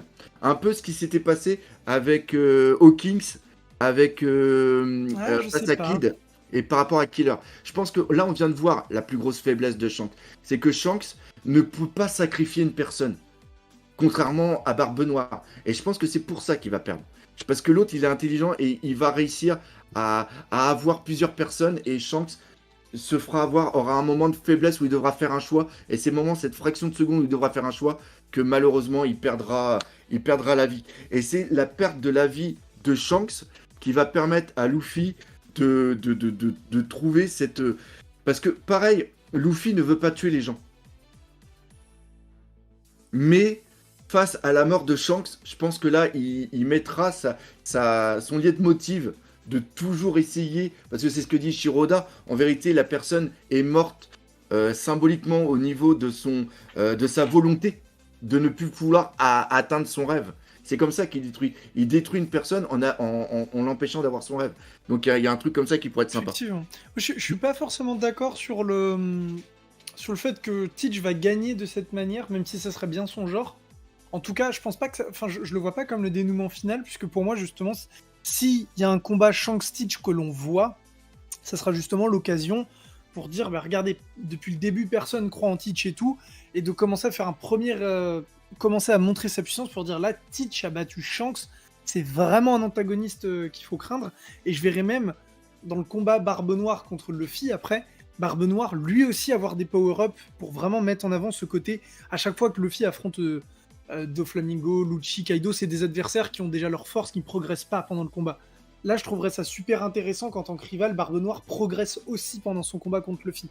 Je trouve que ce serait ça aussi de montrer la différence et la vraie... comment dire, de montrer la force de Barbe Noire par rapport à tous les autres adversaires qu'il y a eu jusqu'ici. Et là, j'ai vu un message, donc quelqu'un me dit, donc Luffy n'a pas tué Kaido. Non, il n'a pas tué Kaido. Il a éjecté Kaido. Kaido est tombé dans un trou. C'est con, hein. Mais c'est-à-dire qu'il y a une différence entre... Il y a une différence entre tuer une personne et l'éjecter. C'est-à-dire que quand tu tues une personne, c'est par tes mains et la personne meurt. Voilà, c'est ça. Alors, on est dans du shonen, donc là, par exemple, je suis en train de chercher. Est-ce que, par exemple, Naruto a tué Bleach? Dans Bleach, Ichigo, à un moment, il doit tuer. Il doit bien tuer quelqu'un, à un moment, Bleach. Oui, bah, il tue fréquemment ses adversaires. Enfin, fréquemment. Ils sont déjà morts. Il tue le Kyora, ouais, à la fin. Ken tue. Là, voilà. Je vais reprendre un truc sur justement Barbe Noire parce que je me pose une question. Tu parlais de fourberie au niveau de Barbe Noire, mais face à Barbe Blanche quand il est à Marineford, est-ce qu'il a fait montre justement d'une certaine fourberie ou est-ce qu'il était en frontal par rapport à Barbe Blanche? Rappelez-moi. Il a été en frontal, mais il l'a sous-estimé parce qu'il pensait qu'il était à l'article de la mort. Ouais, mais au final, on voit bien qu'il joue pas forcément sur la fourberie, qu'il est quand même prêt à aller au contact. Non, il était fourbe. Il était fourbe parce qu'il arrivait depuis un bout de temps à Marineford, mais il attendait. le bon Oui, moment. Et il a attendu parce il se savait perdant, sinon, face à son plan pouvoir. Mais je veux dire, il était pas à prendre en otage une des filles de Barbe Blanche pour lui dire maintenant tu te mets à genoux, sinon je la bute. C'est ça que je veux dire par fourberie. Je le vois pas fourbe comme ça. Je le vois effectivement fourbe attendre le bon moment, mais aller en full frontal. non, parce que Barbe Noire analyse ses adversaires et va jouer sur justement leurs faiblesses. Shanks, il a aucune faiblesse à part celle de son équipage, à part celle des personnes qu'il veut protéger. Et pour moi, c'est ça qu'il va utiliser, Barbe Noire. Barbe Blanche, sa faiblesse, c'était sa puissance. Enfin, c'était qu'il était trop puissant. Donc il a attendu le dernier moment, il avait besoin, justement. Et à un moment, il l'utilise, parce que là, je vois par rapport à Squardo, à un moment, il essaye d'utiliser, tu vois qu'il est fou, à un moment, il fait « Mais attends, Barbe Blanche, je suis ton fils, donc tu vas pas me tuer. » Mais dans la tête de Barbe Blanche, Barbe Noire n'était plus son fils. Ok, autant pour moi. Pour moi, Effectivement. c'est un fourbe. Mais un bon fourbe. C'est Bah, un mec intelligent. En fait, il est même pas fourbe. Il utilise la faiblesse des autres. Ouais, je le verrais plus comme un stratège que comme un Oui. four parce qu'il est Un pas. Machiavel. Ouais, c'est ça, je le vois pas non plus comme un gros lâche parce que je pense que Barbe Noire il connaît sa force et c'est d'ailleurs pour ça qu'il attend à Marineford. C'est pour ça qu'on le voit prendre aussi cher à chaque début de combat. Je pense qu'il a confiance en sa force, même s'il prend cher, qu'il sait qu'il est capable d'encaisser et que ça lui permet ensuite de jauger son adversaire pour être capable de terminer le combat rapidement derrière et de pas justement se faire. C'est pour ça qu'on le voit aussi quand Rayleigh atterrit sur l'île d'Hancock. Là, tout de suite, il se dit bon, il y a Hancock, il y a Rayleigh, il y a la marine qui débarque d'un autre côté. Ça sert à rien, j'ai trop à perdre. Même si je gagne, j'aurais dépensé trop d'énergie pour le gain, on se retire. Oui, et pareil, c'est ce que je vois. Il a quand même stoppé le Mihawk. Le Oui. Séraphin Mihawk. Avec son haki. Et il y a Rayleigh qui arrive en disant oui, il est puissant. Parce que Pepper, il est pas resté 2 ans sans rien foutre. Mais non, mais de toute façon, Barbe Noire est très fort, ça c'est clair, et même de base. Hein. Enfin, si Shanks l'avait repéré depuis le départ. Enfin, moi, ça c'est un personnage d'ailleurs qui reste un grand mystère pour moi, c'est le personnage de Thatch, l'ancien 4e commandant de Barbe Oui. Blanche. Le cuisinier. Ouais, s'il était 4e commandant, c'est que déjà il devait être un petit peu fort. On a la confirmation indirectement de ça, on va dire niveau scénaristique, du fait que Ace soit 2e commandant. Et que vu comment il a battu Ace, on peut légitimement penser que Barbe Noire était capable de battre Thatch. Alors là, pour le coup, il l'a assassiné. Mais il faut déjà réussir à le prendre par surprise. Il a eu l'audace de s'attaquer à lui et tout ça. Donc là, c'est pareil. On voit qu'il a pas froid aux yeux et qu'il sait ce qu'il fait. Oui, mais après, il y avait le truc qui était. C'est pour ça après qu'il est parti. C'est pour ça que Ace, parce que Barbe Noire était aussi dans l'équipage de Ace. Parce il faisait partie de la 2e flotte, Ouais. du 2e équipage. Et ce qui se passe, c'est que personne, jusqu'à présent, n'avait tué un membre d'équipage. Ouais. Aucun membre de Barbe Blanche n'avait tué un autre membre de Barbe Blanche. Comme il explique avec Squardo, tu peux détester d'autres personnes, mais à chaque fois, vous vous battez et après. Là, il a attendu que l'autre il ait le fruit et sûrement durant la nuit, il l'a poignardé parce que Thatch ne pensait pas que quelqu'un pouvait le tuer dans l'équipage. Et Barbe Noire, au début, je pense qu'il devait être super sympa. Tu sais, comme il était au niveau d'Alabasta quand il parle. De Jaya, avec Luffy. Il est super sympa. La première présentation de Barbe Noire n'est pas un méchant. C'est quelqu'un qui comprend que Luffy a des rêves et qu'il faut croire en ses rêves. Tel qu'il est présenté au départ, il n'est pas un antagoniste. De toute façon, Barbe Noire nous dit une chose. Il dit, mon rêve, j'avais un plan depuis le départ, c'était de prendre le fruit des ténèbres pour accomplir ensuite le reste de son plan qu'on connaît pas forcément. Enfin, devenir roi des pirates, à mon avis, c'est la suite logique de ça. Tout ce qu'on voit de Barbe Noire depuis ça, c'est pour devenir roi des pirates, et peut-être même plus comme Rock Dick Le mec nous dit qu'il est rentré dans l'équipage de Barbe Blanche parce que c'était là où il avait le plus de chances de trouver ce fameux fruit du démon qui était le point de départ de ce plan. Sans le fruit des ténèbres, pas de plan. On le voit, on a eu la confirmation avec le flashback de Wano, Barbe Noire est rentré dans l'équipage de Shanks quand il était enfant. Ça veut dire que le mec a réfléchi à ce plan alors que c'était encore qu'un enfant. Attends, répète. Barbe Noire a clairement dit qu'il a établi son plan Oui, mais pour Barbe Noire était pas dans l'équipage de Shanks, c'était dans l'équipage j'ai dit Shanks? Oui, de De Barbe Barbe Blanche. Blanche, pardon. Oui, Ça veut oui. dire que quand il est rentré dans l'équipage de Barbe Blanche, alors qu'il devait avoir une dizaine d'années à peu près, Je- on le je- voit puisque Baggy et Shanks ont à peu près le même âge. ouais. Alors, Dizaine je sais d'années, pas si 13 ans c'est- peut-être. je sais pas si c'est lié à une théorie ou si c'est quelque chose qui est dit dans le manga, mais Barbe Noire a décidé de rentrer dans l'équipage de Barbe Blanche parce qu'il savait que c'était l'équipage le plus puissant et c'était lui qui avait le plus de chances de trouver le fruit. Oui. Oui, je crois qu'il l'explique à Ace quand il l'affronte. Il me semble que c'est là qu'on a l'info.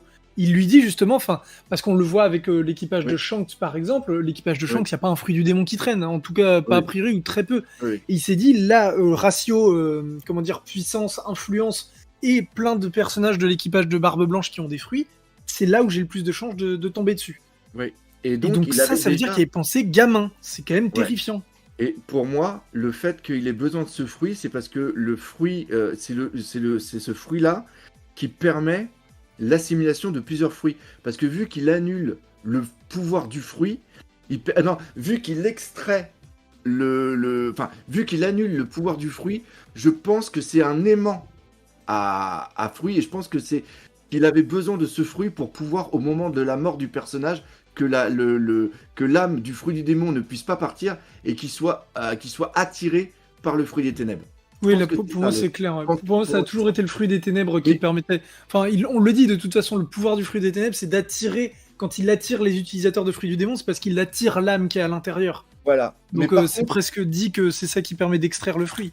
Ouais, mais là, il est déjà 23h13. Donc voilà, juste pour info, donc c'est génial de parler. On va encore commencer, on va encore continuer, encore un bon quart d'heure. On va aller jusqu'à la demi. Mais c'est vraiment le plus important parce que c'est le titre de la vidéo. C'est la puissance des personnages. Et justement, à ce niveau-là, j'ai une question un peu théorique sur Barbe Noire. Est-ce que ça serait pas le fait qu'il ait trouvé possiblement un poneglyphe qui lui a instruit une sorte de connaissance au niveau des fruits du démon qui aussi a rendu son incapacité à dormir. Lui a Non. donné son incapacité à dormir. Non, parce que premièrement, il est pas capable de lire les poneglyphes. Ah, ok. Ouais. Je D'accord. pense qu'il a eu accès à l'encyclopédie comme Sanji quand Oui. il était gamin. Il a eu accès à l'encyclopédie, ça c'est sûr et certain. Mais là où je veux vraiment revenir sur la puissance, c'est que Shanks, malgré ce que l'on a vu, n'est pas supérieur à tous les autres empereurs.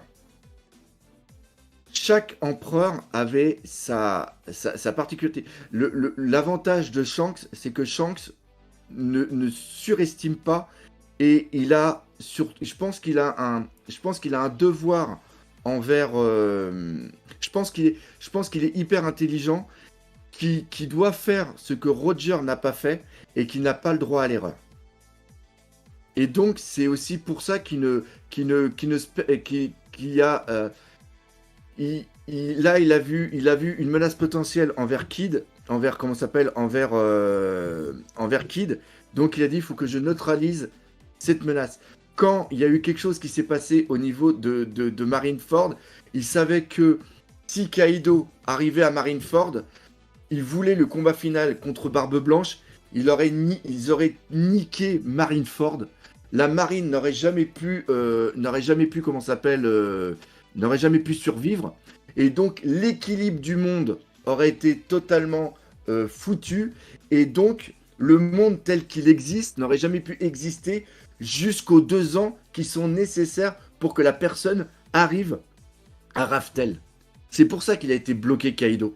Il a été bloqué Kaido pour justement que Kaido ne vienne pas foutre la merde et chamboule l'équilibre du monde. L'équilibre du monde, il en a besoin jusqu'aux 2 ans.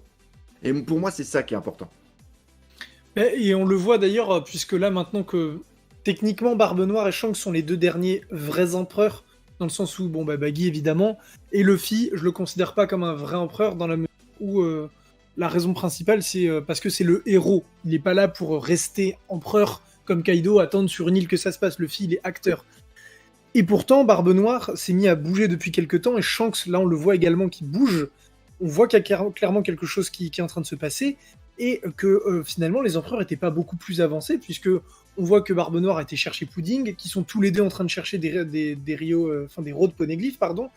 Donc ça montre que eux aussi étaient dans l'attente de quelque chose, et que l'équilibre du monde, comme tu disais le doc, je pense maintenait aussi une forme d'empêchement d'accès aux autres poneglyphes, puisque chaque empereur avait plus ou moins le contrôle du sien, et que à moins d'une guerre pour obtenir l'autre, c'était pas possible, et qu'une guerre entre deux empereurs, ça conduisait nécessairement à l'effondrement de tout le système. Ok, yo de la coucou au Canada, coucou à la Guadeloupe, vu que je viens de voir ça. Et je pense que je sais pas comment, mais Barbe Noire sait ce qu'il y a à Raftel et sait parce que je pense que quand Barbe Blanche regarde Teach et lui dit tu n'es pas le dit qu'attendait Roger, je pense que ça a dû faire des nœuds au cerveau à Barbe Noire. Et je pense que Barbe Noire après s'est renseigné par rapport à ce qui peut se passer. Et je pense que lui aussi, quand il commence à attraper Pudding, parce qu'il sait que Pudding est sa façon à lui de pouvoir lire les poneglyphes, il sait qu'il peut pas encore aller faire un choc frontal avec l'équipage de Luffy pour piquer Robin. Mais je pense que lui aussi, il sait que c'est là maintenant qu'il va y avoir besoin de comment ça s'appelle ah putain, je viens de comprendre. Je viens de comprendre. Révélation en live. Je viens de comprendre la phrase de Burgess à Dressrosa. Laquelle exactement? Quand il dit je vais t'éclater. Il dit à Luffy, ou il dit à Sabo que le fruit de Luffy devait lui revenir. C'est-à-dire qu'il savait. Est-ce que Barbe Noire serait au courant que Luffy avait le Ito Itonomi modèle Joyboy? Ce serait ouf. Je veux dire qu'il savait que le fruit était un Zoan et pas un Paramécien. Ouais. Mais ouais, mais non, ça va pas parce que Burgess n'est pas un dit, donc il sert à rien s'il l'a. Ouais. Oui, puis comme tu disais par rapport tout à l'heure à la notion de destin, pour moi, il y a effectivement une forme de destin, mais Luffy a été capable de réaliser ce destin, dans la mesure où on nous apprend que le fruit de Luffy, en fait, si tu l'as mais que t'es pas capable de l'éveiller, il te sert à rien. Oui, très juste. Enfin, il te sert à rien. Voilà, t'es un homme caoutchouc, mais comme on le voit quand Luffy est gamin, c'est clairement pas le fruit le plus pété quand tu l'as tout juste mangé. Non, je pense que c'est par rapport au catch ou par rapport à un truc comme ça. Putain, quand je repense à toutes les théories qu'on avait fait sur l'éveil du fruit. Putain. Ah ouais, non, mais il y a des dingueries, et c'est pour ça. Et on le voit d'ailleurs, Barbe Noire sont aussi deux très jeunes empereurs finalement. Les tauliers du Nouveau Monde, c'était Kaido, Big Mom et Barbe Blanche à l'époque, avant qu'ils soient remplacés par Barbe Noire, parce que eux faisaient partie de l'époque des Rocks, qu'ils avaient connu le truc, que c'était vraiment eux qui détenaient des poneglyphes, puisque on sait même pas si Shanks avait un road poneglyph, il me semble, puisqu'il y en avait... Il y avait Big Mom Kaido, le troisième chez les Minx, et le quatrième on sait pas où il est, donc potentiellement Shanks n'avait peut-être même pas de road poneglyph avant là qu'ils se mettent à bouger, on n'en sait rien, mais c'est une possibilité, et on voit vraiment qu'en fait l'accès au One Piece était verrouillé par cet équilibre, puisque Kaido et Big Mom avaient développé, et c'est là où on comprend tout le sens de ce qui s'est passé avec Oden et Kaido. À partir du moment où ils ont développé une puissance militaire suffisante, ils avaient verrouillé en fait l'évolution de tout le reste. Et Shanks, justement, peut-être qu'il avait laissé tranquille Big Mom et puis Kaido, parce qu'il savait justement que les roads poneglyphes, personne ne pouvait les avoir. Exactement, ouais. Et donc, normalement, il n'y a pas d'alliance entre les empereurs. Oui, et effectivement. Et c'est peut-être ça qui a fait peur à Shanks, et Shanks qui a été au niveau du Gorosei en disant là par contre les deux empereurs se sont alliés, donc obligatoirement ils ont déjà deux poneglyphes, et là l'équilibre du monde est en train de changer. Pas mal. Ça peut être ça aussi, ouais. Mais il y avait quelque chose. Ah oui, justement, je le vois tourner depuis pas mal de temps. Oui, le débat Shanks-Mihawk. Oui, moi je suis toujours du fait que Mihawk, niveau puissance, par exemple, là je vais me faire défoncer, mais Mihawk aurait pu faire à Kid ce que Shanks a fait. Parce que Mihawk Quoique non, Mihawk est assez joueur quand même. Et merci à Killer 1207. Oui, j'ai vu, c'est pour ça que j'avais fait coucou pour les 2 euros à votre bonne santé. Mais moi, je pense que Mihawk a un niveau, a le niveau de Shanks. Pour moi, Mihawk, c'est l'un des persos les plus puissants de One Piece. Ouais, je Ça, pense c'est que sûr et c'est certain. difficile à évaluer, mais je pense que le niveau est sensiblement le même. Quand on voit la prime qu'il a obtenue alors qu'il a pas d'influence, Mihawk, et que c'est même pas le capitaine reconnu de l'équipage, oui, on peut légitimement penser que le mec a une sacrée puissance, et aussi qu'il a sacrément dû faire des dingueries avant d'être corsaire, puisqu'il chassait la Oui, marine, il me semble.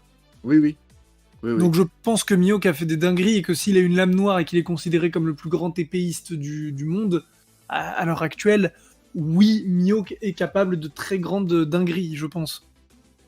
Et oui, il a arrêté de combattre. Mihawk a arrêté de combattre Shanks au moment où Shanks a perdu son bras. Donc voilà, ça a été dit. Par contre, il y a aussi un autre truc que je veux poser là et que j'arrête pas de dire dans beaucoup de lives. Les gars, vous allez être surpris hein, quand Oda va mettre en place la véritable puissance des amiraux, hein. Parce que là, Oui, j'arrête pas de dire que les amiraux, ils sont que de la puissance d'un bras droit d'un empereur. Les gars, vous êtes pas prêts, hein. il tiendrait pas le, comment dire, l'équilibre du monde à 3 si c'était Et des secondes empereurs. je vais juste vous dire un truc. Je vais juste vous dire un truc. Garp. Garp a le niveau. Aurait pu être.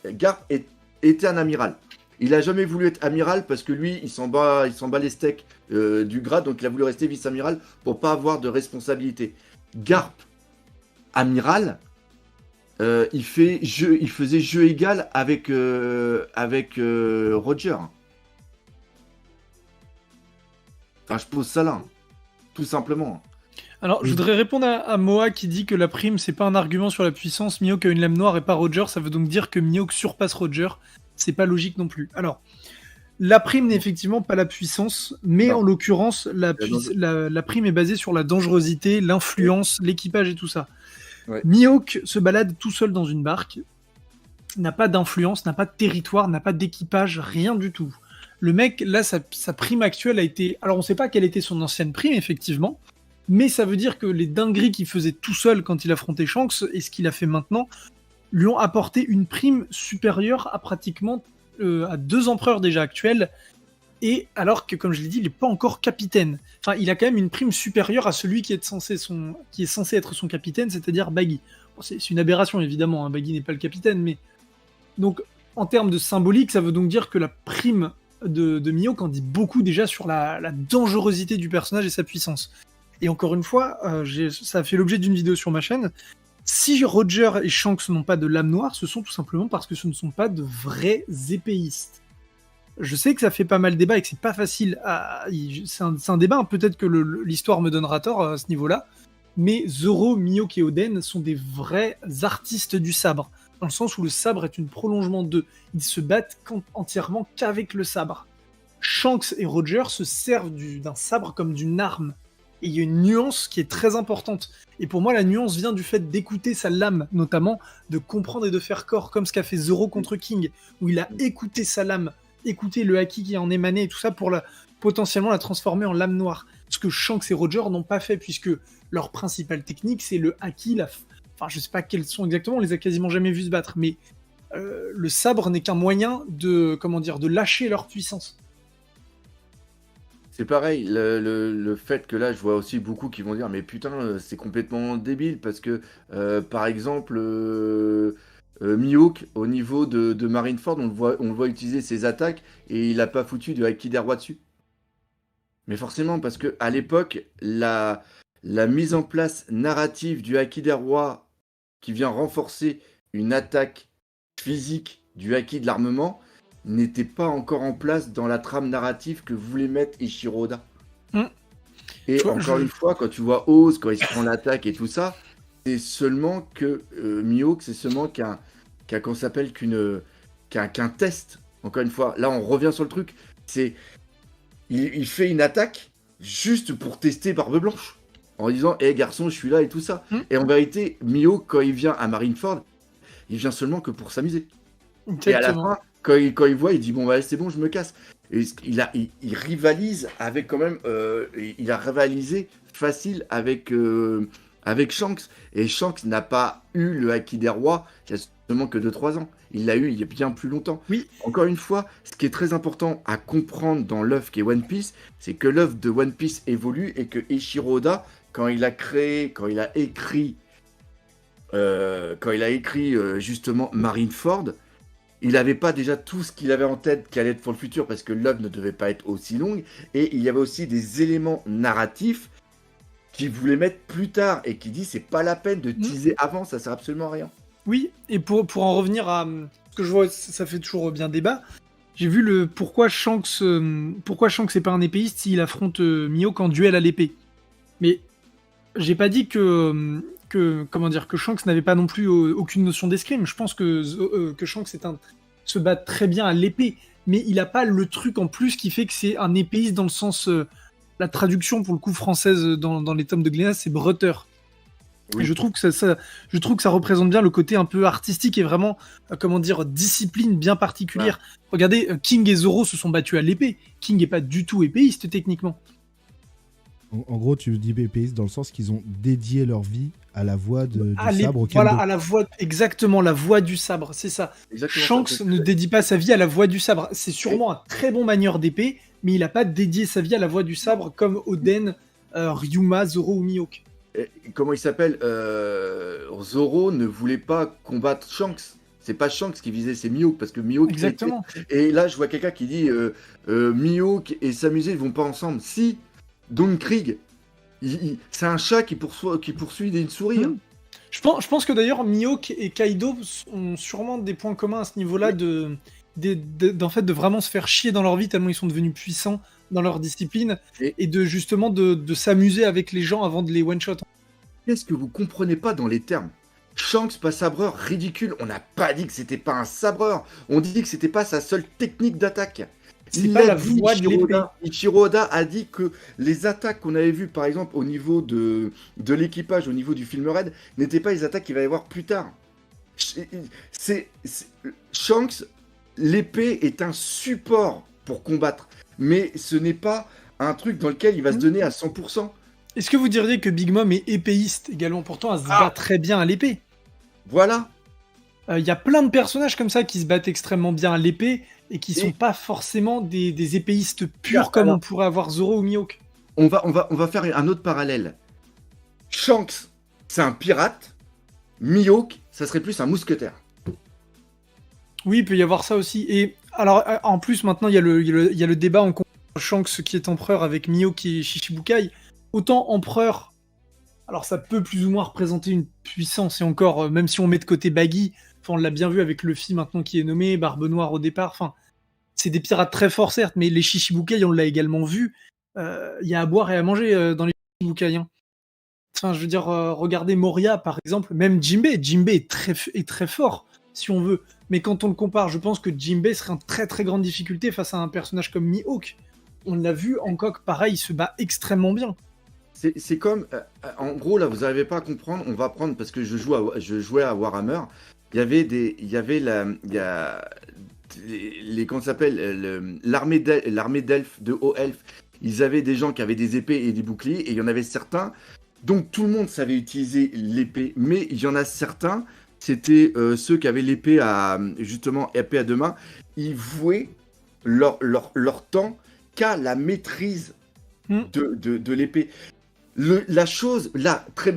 L'exemple le plus flagrant, c'est que Mihawk est meilleur au maniement de l'épée et surpasse sûrement Shanks au niveau de l'épée, mais peut-être que Shanks a une meilleure maîtrise du Haki des rois. Parce que c'est comme... je vais reprendre un autre exemple après par rapport à l'armée, mais ce qui se passe, c'est que je vois plus Shanks comme maîtriser le Haki autant que l'épée. Mais ne va pas privilégier plus une technique que d'autres parce que lui, ça va être par rapport à un ensemble. Et contrairement à Mihawk qui lui va tout privilégier, surtout sur l'épée. Moi, c'est comme moi quand j'étais à l'armée. J'étais un sous-off. Le fait d'être un sous-off, je m'obligeais à être bon dans tous les domaines et pas seulement qu'un seul domaine. Alors que j'avais des soldats, quand on faisait la course, ils me foutaient des fois à la ramasse, mais moi, j'étais bon dans plusieurs domaines, mais j'étais bon, alors que eux, ils étaient super bons à la course, mais quand il s'agissait de faire des tractions, ou que je faisais un truc, les mecs, ils étaient complètement à chier. Le but, moi, je vois Shanks comme maîtriser tous les aspects du combat, que ça soit la maîtrise analytique, que ça soit la maîtrise de différents acquis. Là, on a vu aussi qu'il avait un acquis. Peut-être que Mihawk a un moins bon acquis de l'observation que Mihawk, que Shanks. J'aime bien l'exemple, j'ai vu un truc, j'ai vu un exemple, en gros, c'est que si Mihawk et Shanks étaient tous les deux privés de leur épée, Shanks s'en sortirait sûrement mieux en combat au corps à corps que Mihawk. Voilà. Et effectivement, Voilà. je pense que c'est ça, parce que J'allais. tout, Pardon, vas-y. tout le combat de Mihawk se repose là-dessus, et juste, je finis par rapport... Ça peut paraître con comme exemple, mais dans ce cas-là, pourquoi Barbe Blanche n'est pas un épéiste aussi? Alors, il se bat pas avec une épée, j'en ai bien conscience, mais ce que Non. je veux dire, c'est que son Bicento fait partie des 12 lames de Oui. qualité, au même titre que l'épée de Roger, l'épée de Shanks, je crois, et celle de Mihawk. Donc, pourquoi Barbe Blanche, on pourrait pas avoir le même débat, et pourquoi Barbe Blanche et Roger n'ont pas non plus de lame noire? Ça veut pas... Et c'est pour ça que maîtrise de l'épée n'est pas égale puissance, pour la simple et bonne raison que, pour moi, transformer sa lame en noir, ça demande une technique, quelque chose que seule la voix de l'épée, donc les breuteurs purs comme Zoro, Mihawk, Oden, peuvent atteindre, dans la mesure où transformer sa lame en noir n'est pas qu'une question de puissance, même si je pense que le haki des rois est très fortement lié à ça, sinon beaucoup plus d'épéistes transformeraient leur lame en sabre noir, mais qu'il y a vraiment un truc qui est propre à la relation avec le sabre, que Shanks et Roger n'ont pas du tout, parce que même s'ils ont des haki des rois extrêmement puissants, encore une fois, ils s'en servent pour... Comme on l'a vu avec Shanks dans le chapitre aujourd'hui, il s'en sert pour projeter son haki et faire des attaques de haki. Il s'en sert pas pour vraiment trancher, faire dans le détail de la technique, comme le ferait Mihawk quand il dévie les balles avec, quand il tranche en deux bien proprement le bateau. On est vraiment sur une différence d'utilisation de l'arme. Oui, voilà. Je voulais juste aussi apporter, pour aussi expliquer à une autre façon, c'est comme prendre Batman et Iron Man. Ils ont tous les deux de la thune, ils ont tous les deux une armure avec plein de gadgets, mais si tu leur tires au final, bah Batman, il peut se défendre là où Iron Man ne pourrait pas en combat physique. Et bah c'est à peu près la même chose. C'est entre Ouais, il y a un Mihawk peu ce et- côté-là aussi, effectivement. voilà, entre Mihawk et Shanks. Et aussi, C'est- pour aussi aller dans ton sens, Max, c'est le fait que la lame noire de Mihawk, elle est constamment noire. Là où Oui. Zoro, c'est encore par parcimonie, et peut-être les autres aussi. Elle Oui, est parce que je petite. pense que elle était fort. Ouais, voilà, le haki a fini par rester dans la lame. Alors on sait pas, là c'est qu'une théorie, mais on suppose que c'est lié au haki, effectivement, puisque le haki de l'armement a la couleur noire aussi. On suppose que c'est lié à ça, mais ça montre aussi que c'est pas forcément évident non plus, même le débat épéiste, puisque la preuve, c'est pas forcément facile à expliquer, effectivement. Il y a des vraies subtilités, c'est pour ça aussi que c'est intéressant que One Piece, c'est pas juste des débats de puissance pour le coup, parce qu'il y a des vraies subtilités dans l'analyse de la maîtrise du haki. On en revient avec ce qu'on disait un peu plus tôt avec le one-shot de Kid ou avec les façons de se battre de Kaido et Big Mom. Ils ont pas, même s'ils ont des techniques, enfin même s'ils ont des puissances, que c'est des empereurs des machins, chacun a sa façon de se battre. Bon, ce qui va se passer, c'est que si vous voulez continuer cette conversation, venez nous voir le 1 et 2 avril à Angers, à la Angers Geek Fest. Ah Il est quand même 23h35, c'est-à-dire Oui. minuit 35 avec le décalage horaire. Et on a Encore 520 sur le live. Non, il est Ah, 22h35 normalement avec le décalage horaire. Ah oui, c'est une heure de moins. Et on était combien sur le live? 520. Mais putain, C'est les trop gars, cool. vous êtes des amours. Vous êtes vraiment des amours. Maintenant, alors oui, je dis ça pour ceux qui sont encore là. Si vous voulez soutenir la chaîne, il y a un Tipeee et il y a des surprises qui vont arriver bientôt sur le Tipeee. Donc voilà, encore une fois, un gros merci à tous. Maxime, c'était excellent. Ah T'as merci beaucoup. raconté Je reviens quand tu veux. Bah, franchement, si tu es disponible à chaque fois, on peut Mais faire ça. je peux Ah, essayer. Je trouve ça vachement plus cool d'être là avec Oui. vous, tout seul Oui. sur ma chaîne. Adri, je t'en remercie encore une fois. Tes passages où tu prends la parole sont, encore une fois, Adri a une très grande importance. Pourquoi? Parce que c'est pas quelqu'un comme moi ou comme Maxime qui avons une très grosse science au niveau de One Piece. Lui, il est plus vraiment sur le côté lecteur lambda, lecteur normal, Généraliste. généraliste. Donc c'est pour ça aussi que des fois quand il parle, il fait des petites erreurs, mais c'est parfaitement normal parce que encore une fois, c'est une œuvre qui demande énormément d'investissement. J'espère que vous avez bien aimé ce live. Nous, on se donne rendez-vous non pas la semaine prochaine, parce qu'on est en convention, mais ça sera pour celle d'après. Et encore une fois, gros merci à vous tous. Des gros bisous. Et surtout, on n'oublie pas le principal, One Piece. C'est la vie. Merci. Allez. Salut, Bonne soirée à tous. Bonne soirée.